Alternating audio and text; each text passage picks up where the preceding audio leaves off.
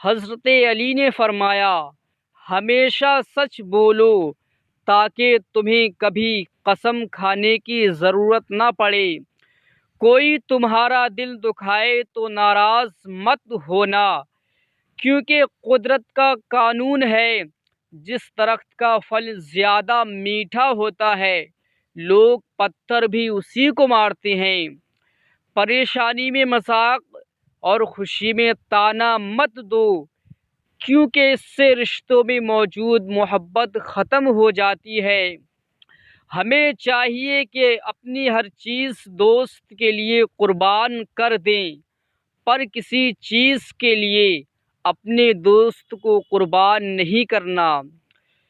زندگی جینے کے دو ہی راستے ہیں، بھول جاؤ انہیں جن کو معاف نہیں کر سکتے، اور معاف کر دو انہیں جن کو بھول نہیں سکتے۔ چار چیزوں کو چار چیزوں سے دھویا کرو۔ نمبر 1، زبان کو ذکر سے، آنکھوں کو آنسوؤں سے، گناہوں کو استغفار سے، اور دل کو خوف خدا سے۔ محبت سب سے کرو، لیکن اس سے اور بھی زیادہ کرو جس کے دل میں تمہارے لیے تم سے بھی زیادہ محبت ہے۔ ابھی تک ہمارا چینل سبسکرائب نہیں کیا تو ہمارے چینل کو